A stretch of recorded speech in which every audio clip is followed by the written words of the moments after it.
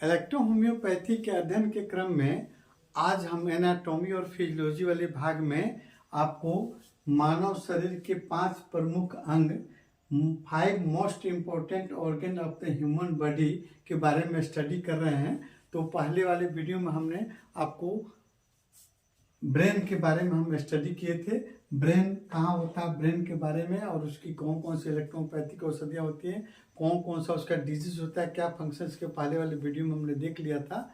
आज हम आपको हार्ट के बारे में, है ना, हार्ट के बारे में सबसे इम्पोर्टेंट ऑर्गन आपको के क्रम में आज का हार्ट के बारे में स्टडी करेंगे। हार्ट कहाँ होता है ना, इसका साइज कैसा होता है, इसका वजन कैसा कितना होता है और इसके कौन कौन से सहयोगी ऑर्गन हैं और इसमें कौन कौन से इलेक्ट्रोपैथिक औषधियाँ कार्य करती है, इसके कौन कौन से डिजीज होते हैं, सबका हम स्टडी करेंगे।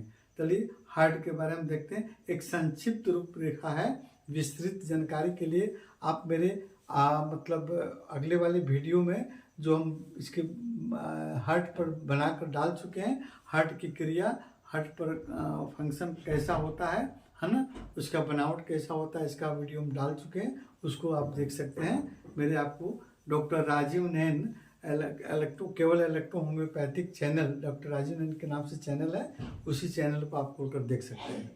चलिए अभी देखते हैं हार्ट जो है ये भी आपको बहुत ही इम्पोर्टेंट ऑर्गन है आपके शरीर का, है ना।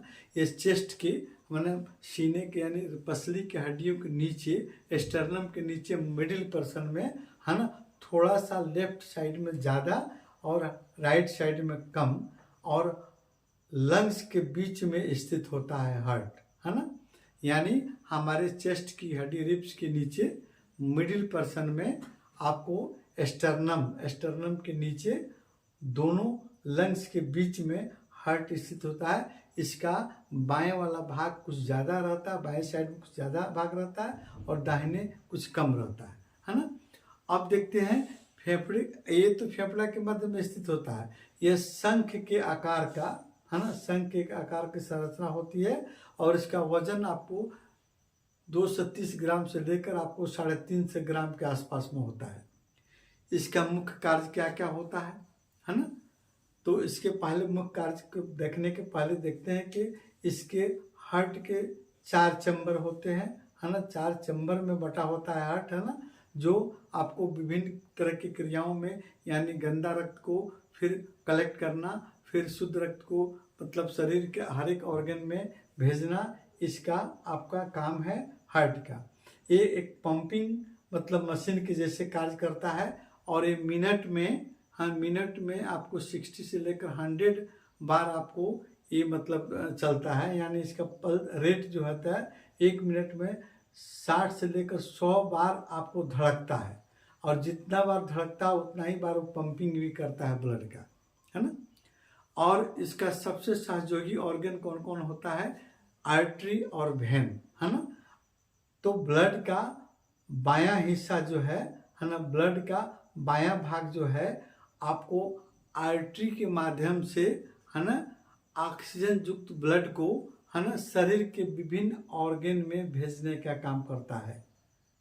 हार्ट का बायां वाला हिस्सा आर्टरी के माध्यम से आपको ऑक्सीजन युक्त ब्लड और मिनरल्स, आपको पोषक पदार्थ को लेकर ब्लड के माध्यम से शरीर के सभी ऑर्गन में भेजता है ना।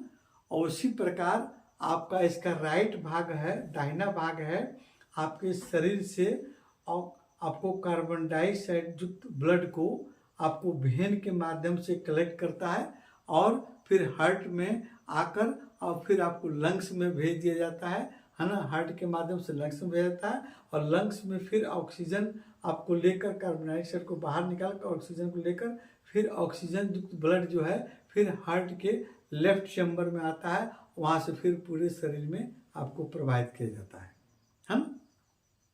ये हुआ आपका लंग्स का इम्पोर्टेंट कार्य, है ना। अब देखते हैं आपको इलेक्ट्रो होम्योपैथिक औषधियाँ इस पर कौन कौन सी काम करती हैं। उसके पहले हार्ट से रिलेटेड जो डिजीज होते हैं, है ना, तो हार्ट से रिलेटेड डिजीज कौन कौन होते हैं, जैसे आपको बायोकार्डिया, है ना, बायोकार्डिया मतलब आपको हार्ट का रेट कम हो जाना, हार्ट का धीमा चलना, है ना, क्रोनिक आर्टरी डिजीज, क्रोनरी मतलब आपको मतलब आर्टरी में आपको ब्लॉकेज हो जाना, अवरुद्धता हो जाना और हार्ट फेल्योर होना। इसके अलावा मायोकार्डियो है ना, जिसका हृदय की में सूजन हो जाना। इसके अलावा आपको एंजिना पेक्टोरिस, हृदय में दर्द होना। ये आप कुछ इम्पोर्टेंट डिजीज हैं हार्ट के। अब देखते हैं कि आपको इस पर कौन कौन सी इलेक्ट्रोहोम्योपैथिक औषधियाँ कार्य करती हैं। हार्ट के लेफ्ट चैम्बर पर, लेफ्ट भाग पर आपको A1 एंजियाटिको नंबर 1 कार्य करती है, और आर्टरी पर है ना, जिसके द्वारा आपको हार्ट आपको पंपिंग करता है, तो आर्टरी के माध्यम से ही आपको ऑक्सीजन युक्त ब्लड आपको पोषक पदार्थ को लेकर फिर आपके शरीर के सभी ऑर्गन में जाता है। उस आर्टरी पर भी A1 ही काम करता है ना। उससे जो भी रिलेटेड डिजीज होगा, जैसे क्रोनिक आर्टरी डिजीज जो है, उस पर आपको A1 अच्छा कार्य करता है। उसी प्रकार A2 है ना, A2 जो है वेन पर काम करता है और हार्ट के राइट चैम्बर पर काम करता है, राइट भाग पर काम करता है ना, जहाँ से शरीर से आपको कार्बन डाइऑक्साइड युक्त आपको ब्लड जो है आपको शरीर से वेन के माध्यम से कलेक्ट कर हार्ट के आपको राइट चैम्बर में लाया जाता है, और वहाँ से फिर लंग्स में भेजा जाता है। लंग्स में प्यूरिफाई होकर ऑक्सीजन युक्त ब्लड जो फिर आपको हार्ट के लेफ्ट चैम्बर में आते, एक प्रक्रिया चलती रहती है। यानी राइट पार्ट पर आपको A2 काम करता है, वेन पर A2 काम करता है, और इससे संबंधित जो डिजीज हैं इसके पहले हम बता ही दिए हैं है ना, जैसे आपको बाइकार्डिया है ना, ब्राइडकार्डिया है ना, हृदय का कम चलना, मायोकार्डिया है ना, हृदय में सूजन होना, हार्ट फेलियर होना, क्रोनिक आपको आर्टरी डिजीज, और एंजिना पेक्टोरिस है ना, ये कुछ मतलब हार्ट से रिलेटेड इम्पोर्टेंट डिजीज है ना। अगले वीडियो में हम आपको लंग्स है ना, लंग्स आपको शरीर के सबसे इम्पोर्टेंट ऑर्गन लंग्स के बारे में, फिर आपको लीवर और किडनी के बारे में बताएंगे, और यहाँ इस पर कौन कौन सी इलेक्ट्रोहोम्योपैथिक औषधियाँ कार्य करती है इसका संक्षिप्त रूप हम बताएंगे।